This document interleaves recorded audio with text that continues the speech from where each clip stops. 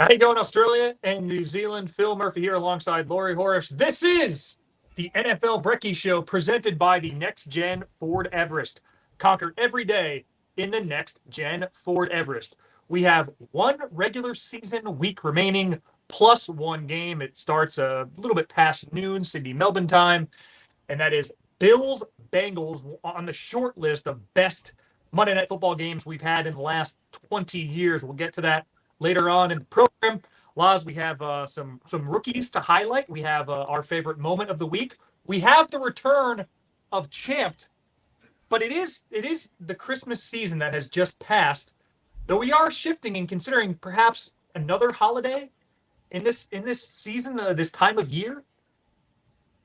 We are, Phil. We're talking ahead of time about. We've come off the holiday break, and some people hopefully still are out there enjoying some New Year holiday break, some downtime family, ideally with us, your NFL family, on a Tuesday morning, as always. But Christmas and Halloween come to mind, and you conjured this idea of Halloween at Christmas. Tom DeLonge style, baby. What we've called it here, the NFL Playoff Hunt. Who scares you? That's what the theme is. Who scares you? That's why it's Halloween at Christmas or Halloween at New Year's now.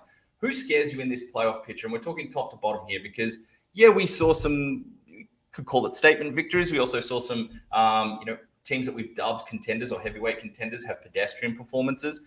We saw a team, Minnesota Vikings, who we may have dubbed as our rat in our Mafia episode earlier this season, truly show those type of colors in a very familiar showdown against a divisional rival. We'll touch on all of that. So we wanted to sort through, and you've very in a manicured fashion, a very curated fashion, you have stylized our groupings of teams that we're going to go through and say who scares us. Scares us in different ways. Scares us in that lack of trust, or you feel like the bottom could just fall out. Scares us in that little bit tantalizing way, Phil. That type of scare you. Ooh, you do scare me a little bit. I've got tingles on my arms here. I'm ready to do something dangerous here. Not Russell Wilson dangerous, but dangerous nonetheless.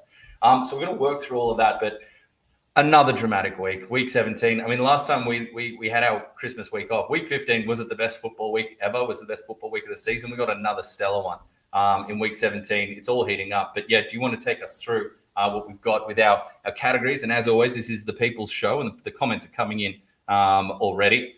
Just a general amount of love that we've got coming in here.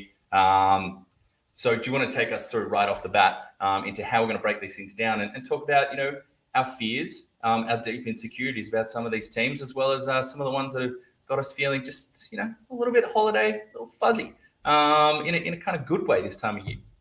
Yeah, I mean, it's a pleasant surprise that we have so many storylines coming out of Week 17, because up until today's Bills-Bengals game, there were no games between teams with winning records at any point. There was a lot of 7-8, and I said this on the Blitz yesterday. It felt more like playoff elimination for some than it did clinching scenarios. And that, in that sense, the playoffs have already begun.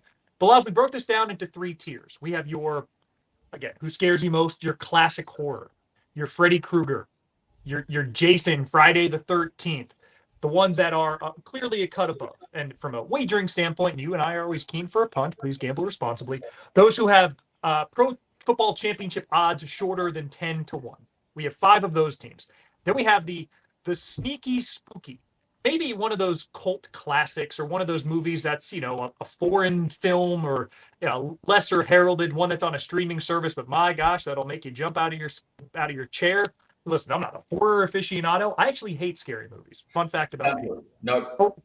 Last one I watched was Wolf Creek, which some people say isn't even a true horror movie. It's more like a scary thriller type movie. Freaks me out to no ends. The Laugh, if you haven't seen it, it's an Australian classic, but of that genre. That's a foreign film. So yeah, it's a foreign film. Sorry, Phil. Yeah, so we have our classic horror at the top, and then in that next tier, everybody else who's off that top tier who has still clinched a playoff berth. They're in the playoffs, no questions asked. But who amongst that group that's not in the top tier would fit into that category? And then, Laz, we have the cheap jump scares, which is why I hate horror movies, because this is probably my first exposition to the genre. You're insidious, you're sinister, you're ones that may lack plot, but they just find ways to make you jump out of your seat. And those are the teams that, as it stands in the NFL, there are 3 unclaimed playoff positions. We have the AFC South title, Jags and Titans up for that. They play this weekend. Aaron Atide will be on the sideline for that one in Jacksonville. Then we have, for the last playoff spot in the AFC, New England, Miami, and Pittsburgh vying for that spot. And then in the NFC, we have a weird situation where the Seahawks are in the 7 seed, but do not control their own destiny. They need to beat the Rams and then have the Lions beat the Packers in the featured game, the final regular season game that we have, or Green Bay, with their win over the Lions, would turn a 3-way tiebreaker, of which they're now the bottom team, to a 2-way tiebreaker between they and Seattle, where they would hold the tiebreaker in that regard. It is an absolute mess. But that's why those are our jump scares. Those are the long shots. Those are the ones that nobody's expecting to be playing in Glendale, Super Bowl 57, Valentine's Day in Australia, New Zealand, 13th February here in the U.S. So, Laz, that's how I broke it down. Those are the 3 tiers that we have, and we have a lot in the shows. We should get going with this one. Yeah, we should. So let's start at the top. Let's talk about those true horrors at the top, where you just feel like the bottom could come out, and the team that scares you the most.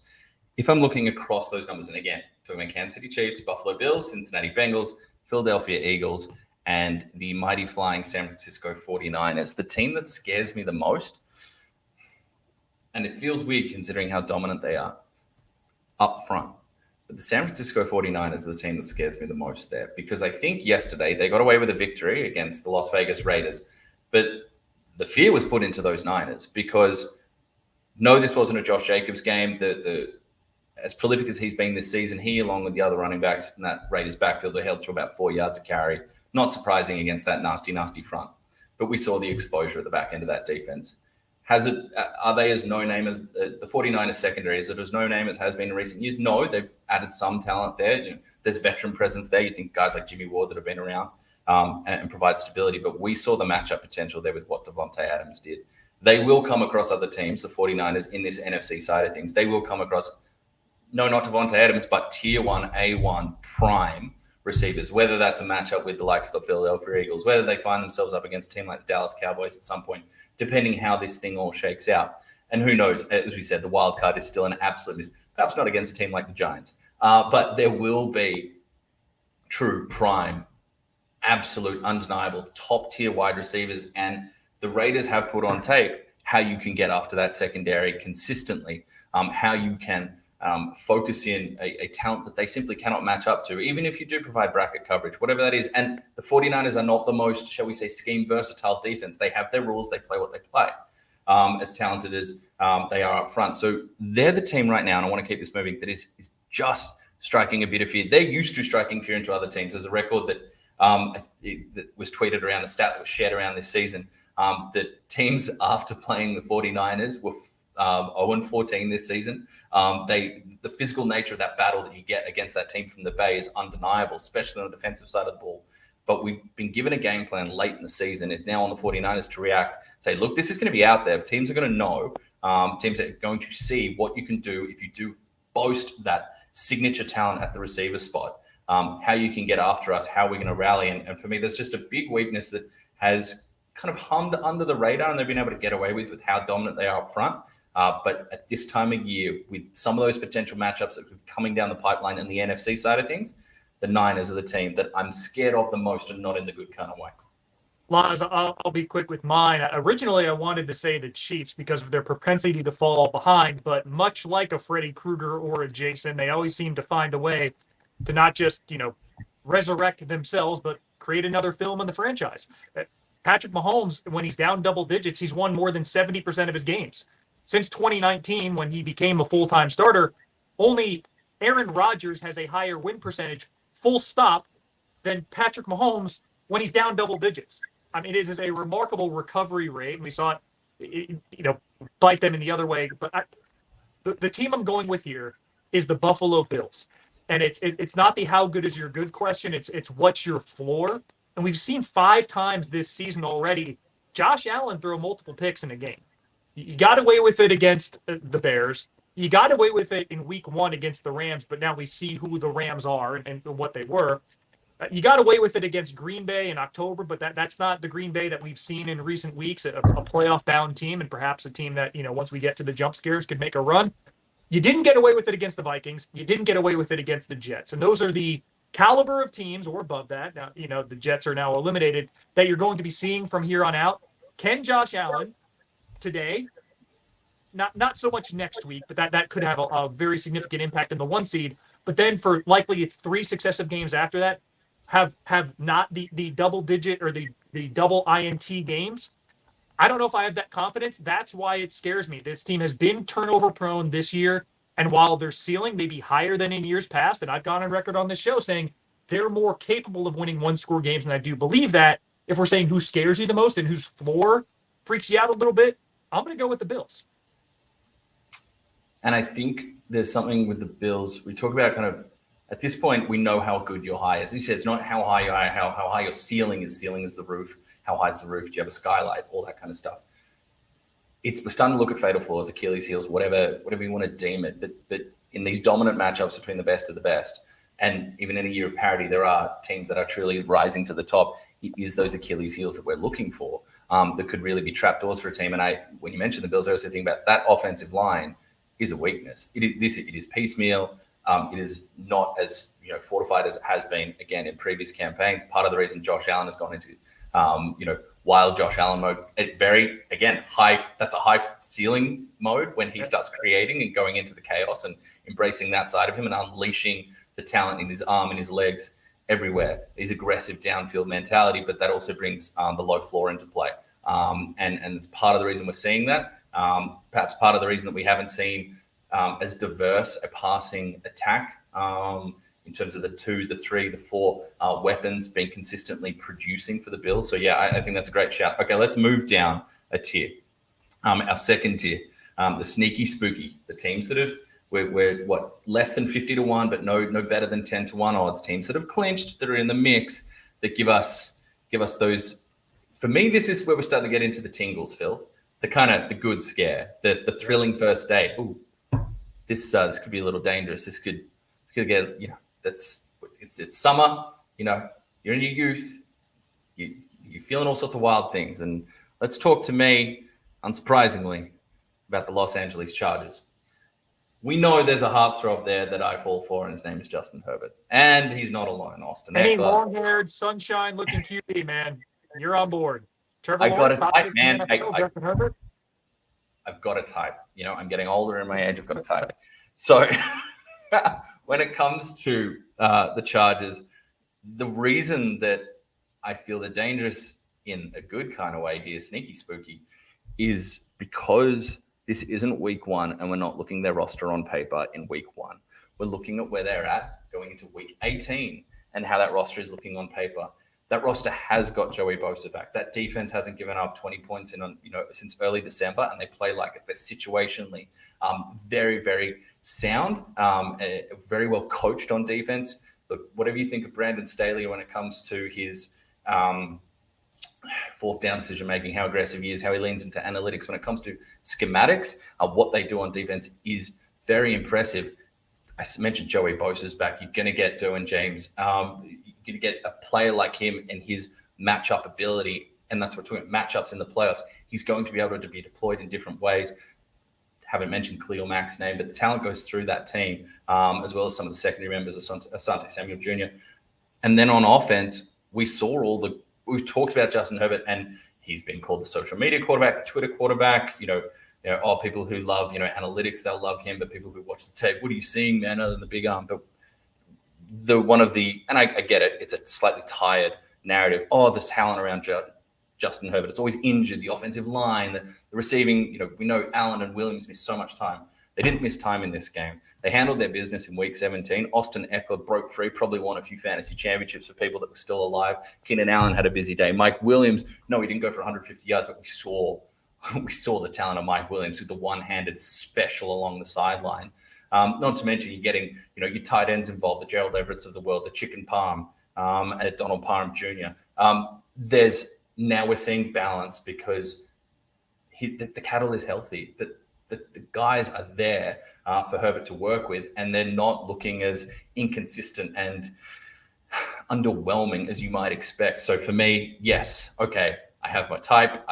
How many times this season I said I wasn't going to fall back in love. I wasn't going to do this. I talked about, self-care, personal health, and really needing to take stock of that in how I let myself fall for certain teams. But here I am, Phil, week 18, and they're scaring me in a very tantalizing kind of way. Laz, mine is on the other side. It's in the NFC, and it is a team that since the quarterback returned from injury, they're averaging 34.6 points per game. And if you look league-wide, the number one scoring offense in the NFL is averaging 29.1 points per game. The Chiefs, leading scoring team in the NFL, 29.1. Your Dallas Cowboys are 5 points better than that since Dak Prescott returned from injury. And if you look at what is, to me, almost certainly the Cowboys' path through the playoffs in the NFC, very well locked into that 5 seed, in my opinion. Because the Giants are locked into the 6, they don't have an incentive. They should be resting starters against Philadelphia, which means that in that later window. Brian Dable says they won't. He says they will. He says they won't, but you think Saquon Barkley's getting 32 carries in that game? That would be he's my coach of the year. It would be a fireable offense. No, but Daniel Jones might get 32 carries in that game. Daniel Jones might go for 32 carries.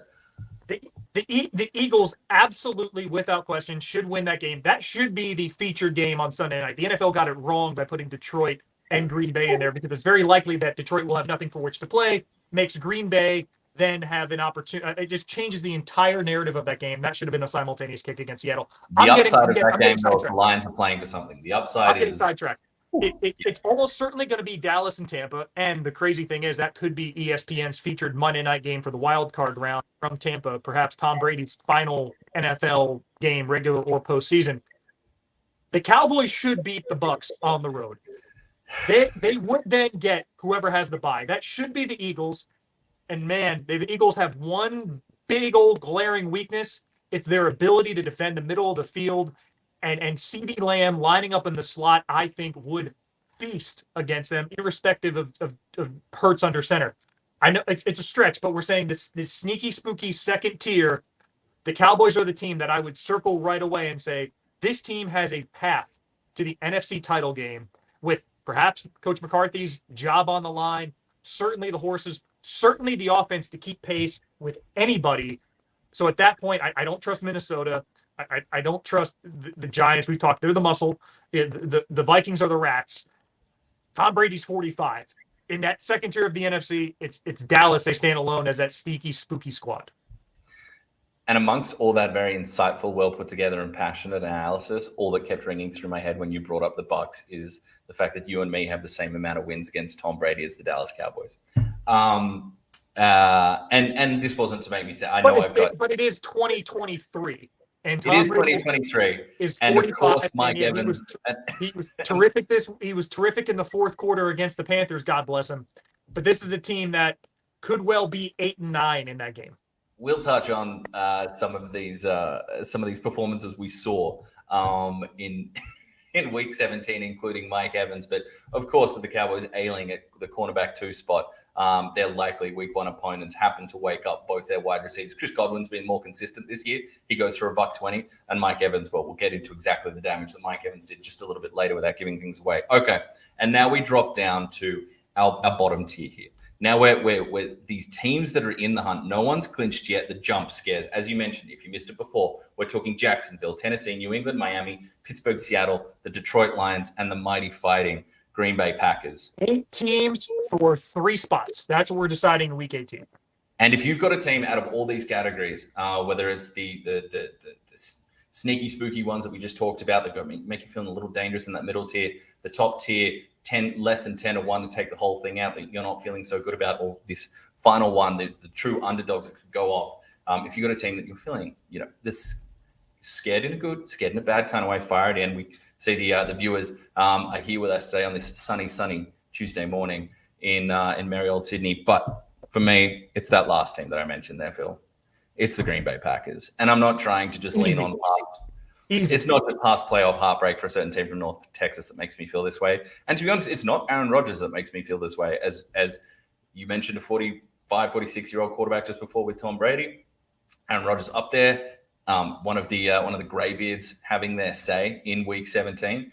it's not those that are making the prime case. It's the run game for me. It's an offensive line that does have David Bakhtiari back, that does have Jenkins back, that is finding its way to health, that does have Aaron Jones, who had a questionable tag on him. How healthy is he? Looks plenty healthy, going for over 11 yards a pop against the Vikings. No, the Vikings don't have a good run defense, but still Aaron Jones looked every bit of Aaron Jones, not to mention the 250-odd pound of, quads and hamstring nightmare that is A.J. Dillon.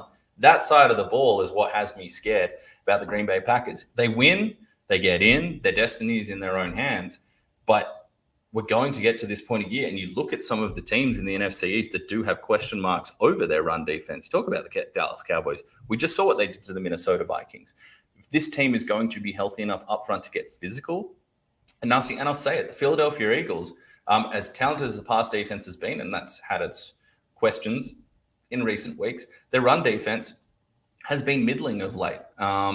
Jordan Davis hasn't been the consistent presence that perhaps they were hoping he'd grow into this season. We've seen veterans move in and out of that defensive line. Still a talented group, but you have been able to run on the Philadelphia Eagles. And if this is what the Packers are bringing to the party, and then we get Aaron Rodgers creating from the pocket, having his trademark portrait moments, throwing the ball downfield, busting out the slow-mo title belt celebration, if that's off the back of a dominant front, and then all of a sudden the defensive secondary is getting a chance to not play on their heels with a stunted offense, and they're taking the ball away. Now we're starting to talk about a Packers team we thought we might be seeing at the start of the season come into the fold. No, it hasn't been impressive. No, I don't believe Aaron Rodgers is about to emerge back in MVP form, but it's around that front, around that run game that has me very, very, very scared about what the Green Bay Packers can do with a win and get in scenario against a franchise that you think they've got a slight mental holdover with the Detroit Lions, maybe just a little one. Yeah, that's it. It's Aaron Rodgers, his last 10 regular season home games, December and January, 10-0, 21 touchdowns, 2 picks. No, they won't be at home after this weekend, but that is, I have no reason to doubt that. I think it's going to be a close game against the Lions. I think the ability to get into the playoffs for the Lions, if the Seahawks beat the Rams hours earlier, is going to take a lot of sting out of that game, which is, again, why I disagree with the time slot that it was given. But nonetheless, you put QB matchup, rightfully or wrongfully, we look at it, it's on the poster, it's the tail of the tape in the proverbial boxing match. Aaron Rodgers against Brock Purdy in a playoff game, or Aaron Rodgers against a Kirk Cousins if Minnesota can overtake San Francisco for the 2 spot, although it would take San Francisco stubbing their toe in Week 18. Heck, even Aaron Rodgers against an Eagles side. The Eagles should be favored, will be favored. But the explosiveness, the one-punch KO power of the developing connection between Rodgers and Christian Watson, it's why I agree with you on this. It's why a lot of markets agree with you on this. The Packers are the only team in this tier with title odds shorter than 65-1. And there's our 35-1. Still very much a long shot. But you know what? Week 17 last year, the Bengals were 35-1. And they ended up making it all the way to the Super Bowl. And it's Aaron Rodgers seeing what else he has left in the tank and on the road and probably environments more conducive to throwing the football than would be home games if they do need to go that route, coupled with the run game. That's why I absolutely agree. Green Bay Packers jump scare. That's the one for me. Oh, well, I'm just happy to have someone to share my fear with. It's this time of year that, given the experiences I've had as an NFL fan over the past, couple of decades, that's this time of year where I usually do start to get those fears, those trepidations, those insecurities start to come to the boil. And when it comes to the Packers, I'm just happy I have company, Phil, in that this week. All right, let's move on from fears to a little more lighthearted stuff here. Bring it back. It's the return of Champ. Champ has been a favorite of the show over the past 3 seasons, 3 years together that me and Phil have been doing this thing on a Tuesday morning or a Monday afternoon, and Tuesday afternoon on occasion as well. But Champ, it's time to give some good champings. And if you're not familiar, that is in a very Australian, very Southern hemisphere, down in this corner of our world, in true fashion, someone that's carrying on a little bit and just needs a little tap on the shoulder, just a little, simmer down champion, like righto champ. Let's just to steal from Friends back in the day, the Ross Geller. That's, let's just take the temperature. Yeah, exactly. Okay, so Phil, there were plenty of candidates, which is why Champ is back this week. Who, first out, cab off the rank, who is right in your crosshairs of needing a thoroughly good champion. Right off the bat, very simple. Ron Rivera, head coach of the Washington Commanders, making a much scrutinized and questioned. This is not a Monday morning quarterback. This was a Sunday morning quarterback question. Pulling away Taylor Heineke, whose name was chanted by the FedEx Field faithful, those who were actually in attendance, after an abysmal first half for Carson Wentz. I believe he was 6 for 10 passing, 62 yards, no touchdowns, 2 picks in that first half. Makes the shift under center saying, well, the team needed a spark. And it's not the fact that he made the change. It's that after the game, he was talking, one of the local Washington reporters asked him, Coach, if the Commanders are eliminated with results ongoing, you give Sam Howell the third round, fourth round pick of Washington from the last draft. Would you give him a look in week 18? And Coach Rivera said, wait, we can be eliminated today? And some defended him, saying he had such tunnel vision on, well, we were just confident we were going to win the game. We didn't consider the consequences of a loss. Even if that's true, you need to know where you stand, checking the rear view mirrors before you change lanes. Absolutely. And Coach Rivera did not do that, went away from a quarterback, and they had statistically their worst offensive performance for that game since week 6, which not coincidentally was Carson Wentz's last start. So he made the shift, didn't check the blind spot, took a hit, and now completely derailed Washington's season because wins by Detroit and Green Bay later on meant Washington is now eliminated from the playoffs. They went from the last playoff position, the 7 seed, home to the Browns, who have looked themselves anemic offensively since Deshaun Watson took the helm. They lose that home game with really only one drive of which to be proud of which to have any pride. And then they fall completely out of the playoff picture, eliminated, making such a significant roster change, not knowing the scenario that you were entering into at kickoff in week 17. That's all well and good to say that you've got a winning winning mentality. We're only focused on what happens if we win. Well, the best chance you have to win in that game was turning that quarterback spot back over to Taylor Heineke. You need to have that situational awareness. Like, it is just, it's paramount. Ron Rivera is an incredibly well-respected and revered and regarded man in the football community and the wider sports community, and deservedly so. But that type of thinking just doesn't have a place when your team has been inconsistent at best, has been able to catch lightning in a bottle with Taylor Heineke at times. And I'm not just saying this as a very, very bitter and very, very heartbroken Terry McLaurin drafter who may have had him in his flex spot yesterday. Anyway, we shall move on with our other nominees for champ. And next one, I mean, it was a big day, a banner day in some ways for Brian Daboll and the New York Giants, clinching their return to the playoffs. In my opinion, Daboll has emerged from a very interesting pack of Coach of the Year contenders, particularly midway through the season. We were talking about Vrabel again with what was going on with that Tennessee team. We're talking about Arthur Smith with the Falcons. Doug Peterson, who's probably been one of the ones to rise as others have fallen away. But Daboll really deserves that award for what he has done. Yes, with Daniel Jones getting him to play career best, in my opinion, not pay-worthy best football, but career best football, the offense in general. But Kayvon Thibodeau, celebrating with the Snow Angel. One, it wasn't snowing, but celebrating the Snow Angel down.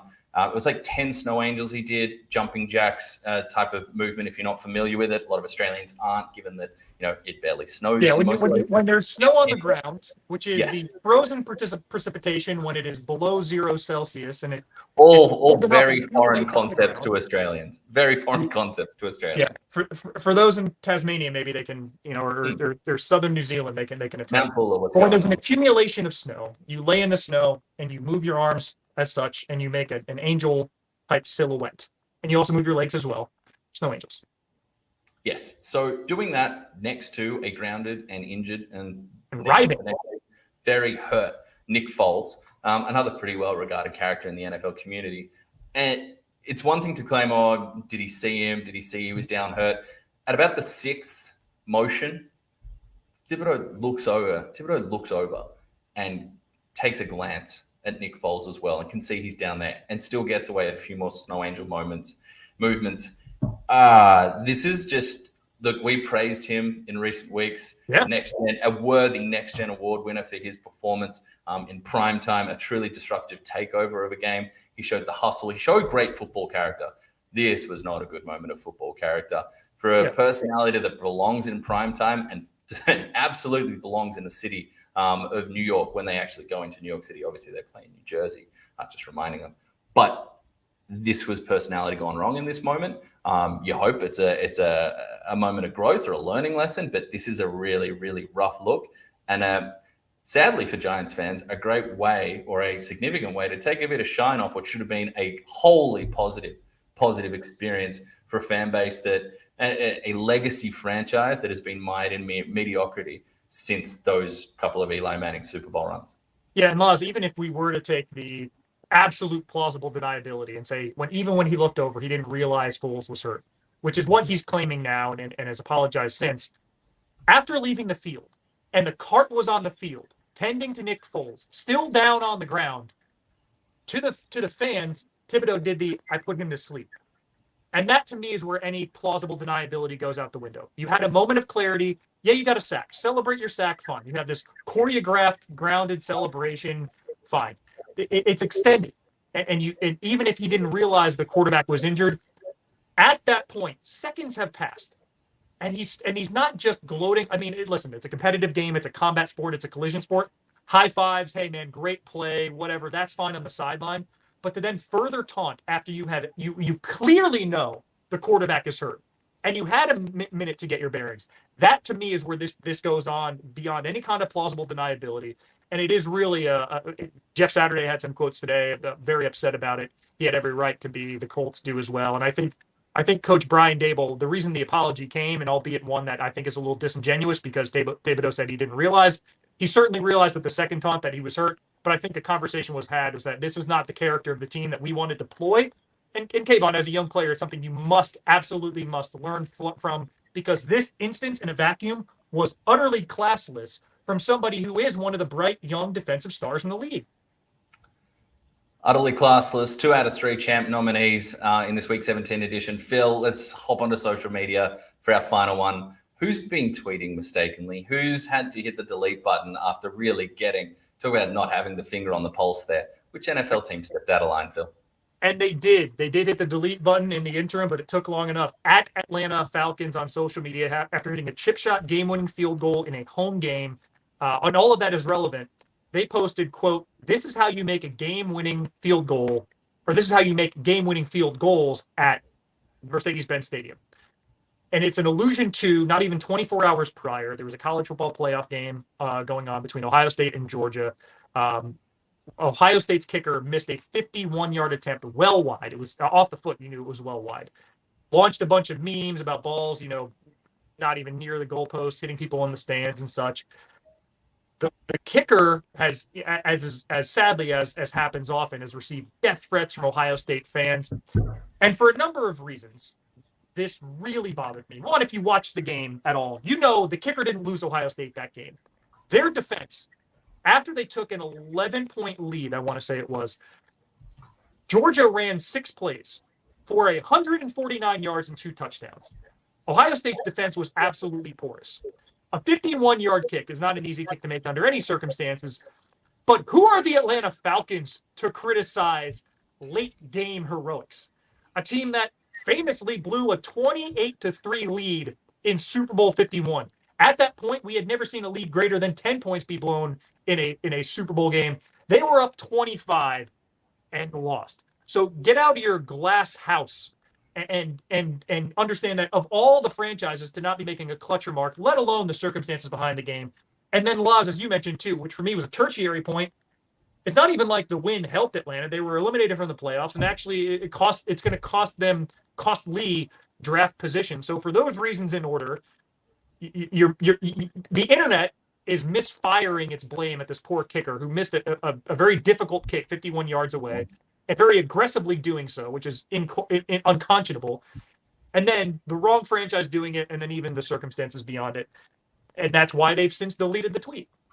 Against a third-string quarterback for the Arizona Cardinals. Yeah, Trace McSorley. By the way, Penn State, I'm watching them on the Rose Bowl right now, doing some early scouting for our NFL draft episode. Joey Porter Jr. for Penn State is the one I'm watching. All right, those are some very deserving champs nominees for Week 17. Look, we don't bust this out willy-nilly. We don't hand out righto champions just for the sake of it, just because, we feel like being a little petulant or a little nasty on a day. These are hard life football character lessons, Phil, that need to be learned. But now, from the negative to positive, let's switch it over to something we love dearly, with our I'm Loving It Moments segment, brought to you by McDonald's. A moment for us to look back on Week 17, look back on the 24 hours of football that we've just witnessed, taken in, and a moment that really stood out in its significance, but ultimately, because it brought a smile to our face, very satisfying moment. So, Phil, what have we got? What are you loving the most from Week 17? What stood out to you? Who gets the nod? Laz, you and I, just like when we talked about this team a moment ago, this was an easy, shared, unanimous selection. Jaire Alexander. We like guys with a little character, and we like guys that are willing to talk trash, put it out there, and put their names on the line. Jaire Alexander, earlier this week, in advance of playing the Vikings, said something about Justin Jefferson, who had perhaps his best game of the season. Maybe the Bills game was better. Yeah, the Bills game was better. His second best game of the season looked like this. 9 catches, 184 yards, 2 touchdowns on 11 targets in week 1. And Jaire Alexander was asked about that. And he said he doesn't put on no super suit when he gets up to get dressed to go outside. He's a really good receiver, but at the end of the day, I'm a good corner. And he said that first game, that was a fluke. And that line was circled, bulletin boards. Man, this guy's saying he's a fluke. People were, fantasy teams who were in championships were saying, Justin Jefferson owners, he's about to go out for 200 yards. He's motivated. Well, in that first game, Jaire Alexander didn't get the assignment very often against Jefferson. He said he asked for it. He said, listen, he called him. He's a top 3 receiver in the NFL. I think I'm the best cornerback in the league. Put me on him. I'll shut him down. You know what Justin Jefferson did? 1 catch. He had 1 more catch than you and I, Laz.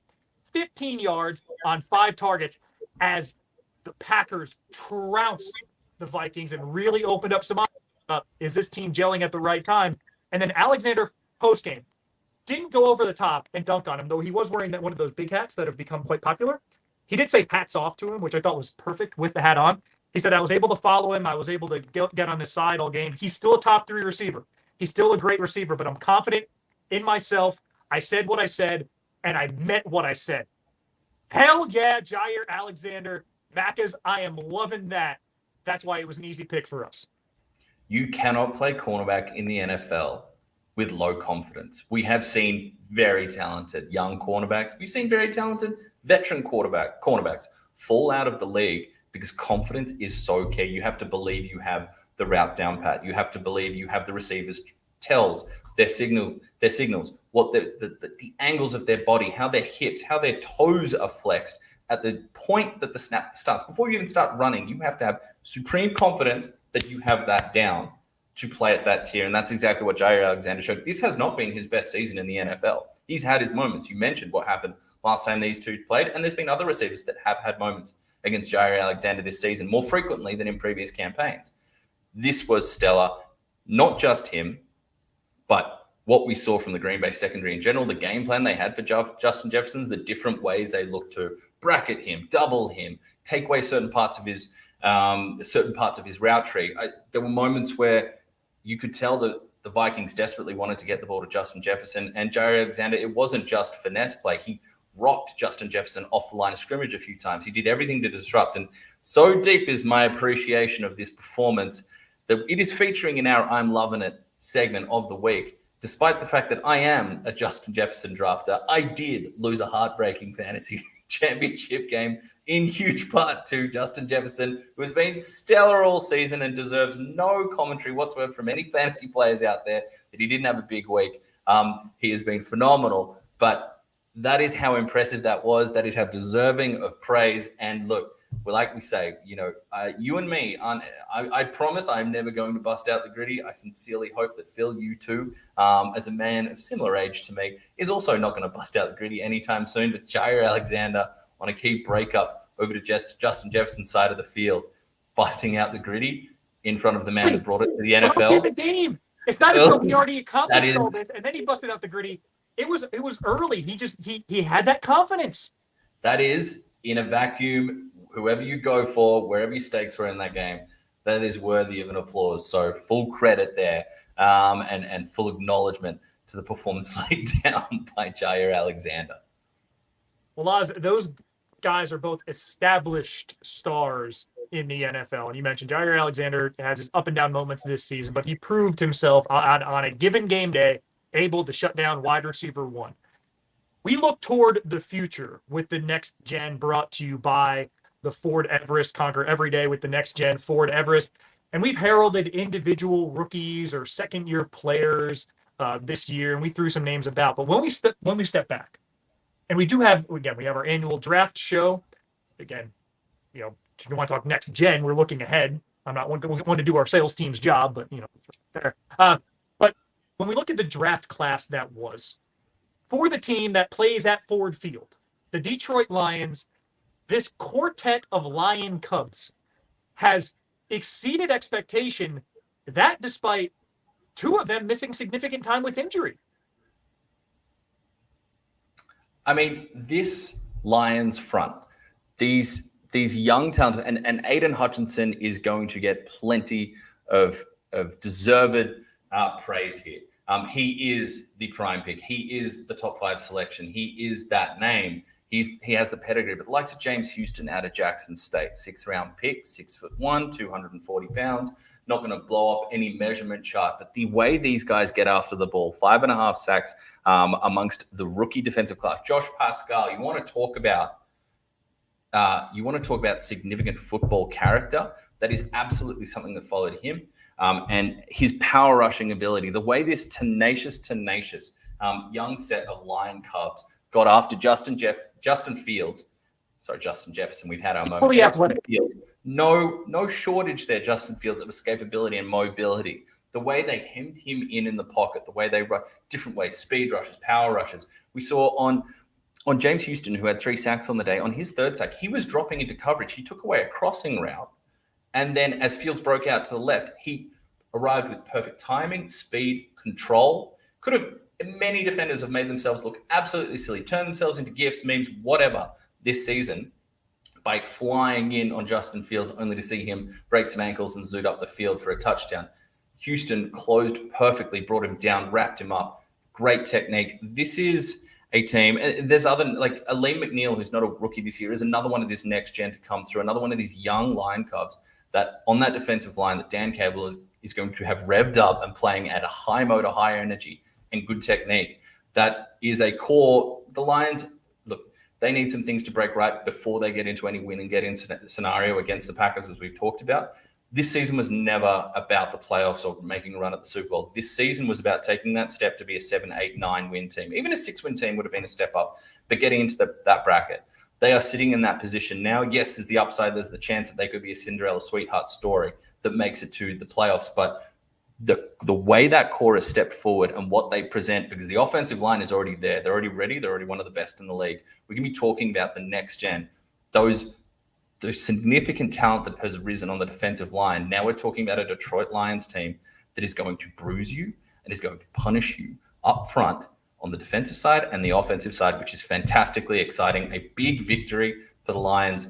No, the Bears are not a high-flying team, but a crucially much-needed one, built off the back of an unheralded but very, very rising group of talent up front. But we've seen playoff teams all week, all season play down to the level of lesser competition. Detroit in a must-win situation, that game was never in question. This defense set the tone. You mentioned Aiden Hutchinson, played college ball at Michigan in Ann Arbor, played high school ball, I believe, at White Oak. I mean, it's basically like Izzy from it's Melbourne to Richmond as is Detroit to White Oak. He is right. This is a local kid, and you and I said he was the safest pick in the draft. He maybe not had the highest absolute ceiling, but this guy was an absolute monster at Michigan, showed up in the big games. We knew he was going to be fine. Josh Pascal, finally healthy. His first sacks, had 0 sacks coming in, 7th game. One of them, he fought through an egregious holding penalty to bring down Justin Fields, who was trying to roll out. Malcolm Rodriguez, who we haven't mentioned out of Ohio State, leads all rookies in tackles for loss and no gain. He's not a sack guy. He's a middle linebacker, but his ability to read and diagnose and hit a hole is far greater than I think anybody thought they were getting at the 188th pick overall. And then James Houston, the fourth, he was a guy who went to Florida, had some off-field issues, ended up having to go to Jackson State, lesser heralded in HBCU. They called him the problem.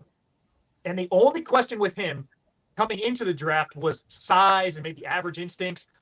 He's played, 6 games? He had injury issues as well. He has 8 sacks. I mean, he made his debut the 24th of November. I mean, that's Thanksgiving Day here. That was one of those midweek Friday morning games by you. All of those guys, if the ones with the highest ceiling are hitting the notes, and the ones who were flyers are all punching above their weight class, an absolute terrific draft. And it's the reason this team that started 1-6, we haven't seen a team start 1-6 and make the playoffs since 1970, the year of the merger. You hear all the time, since the merger. We haven't seen a team do that. The Lions know they don't control their own destiny to do that. They're on the doorstep. And as much as I want to, again, say the NFL got it wrong for putting that as the final game because it may take stakes away from Detroit, of all the teams and coaches who could get their boys to step up and say, hey, despite the disappointment, despite the fact that Seattle took care of business against the Rams and now we're eliminated, Dan Campbell and his appetite for kneecaps can absolutely motivate this squad, these Lion Cubs at Ford Field, this next gen of defensive superstars. And Laz, we're not even talking about Kirby Joseph, who we have given this honor to in recent weeks, the safety who they got in the 3rd round out of Illinois. A terrific draft for Detroit and a foundation for the future for a team that has fillable needs, has cap space to spare, and is a team to watch come 2023 and beyond because of the core and the defensive core they've built. I don't know if it's a next-gen style of play for defensive ends or pass rushers, edge rushers, but certainly you mentioned a couple of words there, flyers and ceiling and stepping up. All those would apply very, very acutely and appropriately to Aiden Hutchinson hanging out on the sideline. Just, I hope nobody sees me. Like a 3-year-old playing hide and seek, standing in broad daylight, closing his eyes, thinking just because his eyes are closed, nobody can see him. Trying to hide there on the sideline, hanging out, just watches a crossing route develop a route, come over towards his sideline, steps in front of it for his 3rd interception of the season. Bizarre play. He said he's never touched the ball so much in his life as he has in his first NFL season. I don't know if that's the next gen of defensive schemes, but this truly is a next gen crop of players that Detroit are boasting. Okay, we're doing all right, Phil. We're at the 47-minute mark. Let's try and let's see if we can go more 55 symbolic and if we're at the 45-minute mark. Let's see if we can't drive 55 today, Sammy Hagar. Let's see let's go see if we can go sub 55. No, tag champs. Okay, get the belt, Laws. Hit the music. Hit the music. It is time for the tag team champions of the world of the week for week 17. We mentioned their names before, Phil. We are going to Florida here. We're going to Tampa Bay, and a couple of, what's their collective age? 97 between Tom Brady and Mike Evans, but very deserving tag team champions of the world of the week. Laz, it's the Ric Flair and Rowdy Roddy Piper tag team champ that we had in their brief reign in the mid-90s. Tom Brady and Mike Evans on the right page at the right time. The Bucs, again, another 4th quarter comeback. We've seen this team 3 times down double digits in the 4th quarter and come back to win. In NFL history, only one team has done so more. Funny enough, it's this year's Minnesota Vikings. But Mike Evans, who entered this game with no touchdowns since week 4, goes for 10 catches, 207 yards, and 3 scores. It's the 2nd most yards ever for any Brady wide receiver. Wes Welker, I believe in a game, he had a 99-yard touchdown against the Bills 10 years ago or so, was the only one with more. But Tom, terrific in the 4th quarter, 12 of 13 passing for 166, 2 touchdowns, no picks. Only the 2nd time in his illustrious career he has had a perfect passer rating, an imperfect metric nonetheless, but a perfect passer rating means you did pretty darn well. Only the 2nd time in his career he had such a rating in the 4th quarter. But that's why this is the tag team champs. All year, the thing Brady couldn't do was throw the ball deep. Throw it deep. Very deep. Air yards of 30+. Brady, 2 for 23 entering this game for 99 yards, no touchdowns, and a pick. In this game, again, entered 2 for 23. In this game, He went 3 for 4. Had 3 touchdowns, all to Mike Evans. You and I were chatting about like, hey, I want to see tape of these replays. And we looked them up. Just run straight, Mike. Just keep going. And it's the consistency. We talk about the consistency of Brady, the consistency of Mike Evans. Now, for the 9th time in a row, a 1,000-yard season. Only one guy has a longer streak in NFL history, the gold standard of receiving consistency, one Jerry Rice. God, Rice. Yeah, I look at this performance from Mike Evans, and you look at the touchdowns, and before all that even started, early in the game, and look, the Buccaneers did fall 2 scores behind the Carolina Panthers early in this one. But from the outside, it was very obvious that they wanted to get that chemistry going. They wanted to get Mike Evans going, because there are times this season where he's looked slow. You know, you get the body language doctors and experts out there talking about, you know, how hard is he running on some of these routes. I'm not going to question any NFL player's ticker when it comes to that. But it wasn't, the chemistry above all else didn't look as it had been in recent seasons. There was nothing wrong with his legs on those 9 routes. That bounding, those long strides, that bounding athleticism to just go by players and then bring the catch radius in. But early on, we saw Tom Brady go to him. There was a catch over the middle. Beyond all the touchdowns, and I'm sorry to Keith Taylor and CJ Henderson, former first-round pick CJ Henderson, who got roasted on the 3 touchdowns and just saw Big 13 screaming down the field. But early before, there was a pass over the middle from Tom Brady, about a 15-yard gain. And it was one of those plays where you're reminded that Mike Evans in his prime, there's different types of windows in the NFL. There's how much space and how open, how much separation you've created between yourself and perhaps a trailing defender. There is how much room is open in front of you if you're working between a zone when something might close. Another safety might be flying down the hill. A linebacker might be buzzing underneath and take away something. And then there's the window that exists on the top floor, the penthouse window, and that is always open with Mike Evans. Yeah. It was a throw where coverage was good. Coverage was close to, if not the hip pocket. But there's an extra foot, 2 foot, 3 feet window wide open right above Mike Evans. That's where Brady put it with some heat on it. And that's where Mike Evans looks so natural, going up and snatching the thing. If that's the version we're getting of Mike Evans, to go with a consistently productive and healthy, again, Chris Godwin, they are going to demand a lot of the cornerback tandems and cornerback trios that fellow NFC playoff contenders are going to throw out. That does start in Dallas, and we'll see it likely does start in Dallas. We'll see how week 18 goes. But that is a significant problem. And it was, you could be forgiven for thinking you'd hopped back into a time machine. Like this was when DX, you've already mentioned Ric Flair from the 80s, but like when DX have come back several times in several different iterations and grabbed the belts over the years. When the Hardy Boys came back at WrestleMania a few years ago and made their run, you could be forgiven for thinking that someone had hopped back into a time loop and jumped back from your childhood memories or your younger memories. But deserving title owners, veteran title owners, Brady and Evans, the bromance truly back in week 17. And this is Mike Evans. You look at his career yards per game, 75, 80, a very, very good number. But he's under that 2/3 of the time. It's that when he gets that massive breakout game, if you don't respect it, it's there to exploit. Now it's on tape. Now what do they do to counter the counter? That's the big question for the Bucs heading forward. All right, Laz, we got some countering to do in propaganda for the first time in some time. We are collectively in the negative for this season. A 1-3 week a week ago, and now we have a game with stakes. Now we have a game that's difficult to project. We have a beautiful day in Cincinnati, 14 degrees Celsius, dry, some chances for some storms late. But this is joint most combined wins ever in a Monday Night Football game, and joint most combined passing and rushing touchdowns amongst head-to-head quarterbacks in a Monday night game. For the season on propaganda, I have a lead of 3.76 units.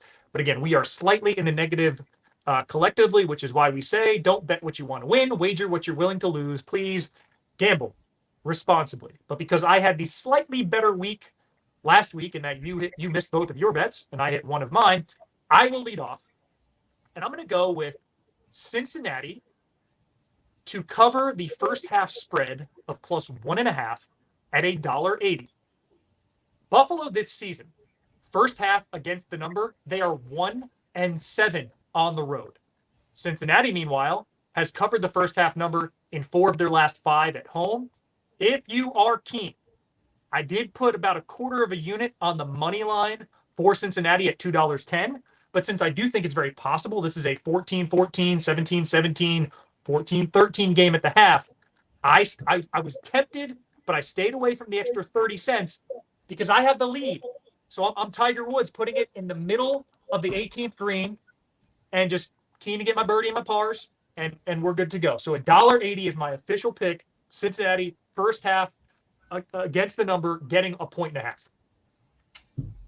Can't even invoke my favorite golfer anymore because of how things have gone over the past 18 months for a certain lefty. Phil's fly together. But I'm okay. I'm going to, after some steady weeks, to claw back a little bit of terrain. A rough one for me in week 16. The holiday spirits, they clouded my judgment there, the festivities. But nonetheless, Josh Allen, longest rush over 15.5 yards. He's been in and around that number of recent weeks. It's a cleverly set line. But what I think here, we're talking schematics.